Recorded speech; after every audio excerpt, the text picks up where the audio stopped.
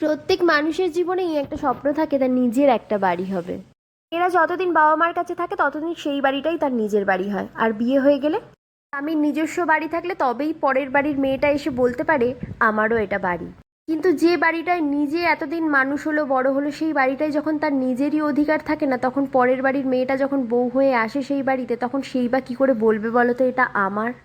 আসলে যারা নিজেদের বাড়ির ছেলেকেই ভালোবাসতে পারে না, ঠকায়, পরের বাড়ির মেয়েটা তো তাদের কাছে ফেল না। এগুলো কথা বলার কারণটা তোমরা মেন ভ্লগ ভিডিওগুলো দেখলেই বুঝতে পারবে। যাই হোক, আমার বরের আজকে একটা অনেক দিনের স্বপ্ন পূরণ হতে চলেছে। আজকে আমাদের নতুন ফ্ল্যাটের এগ্রিমেন্ট হয়ে গেল।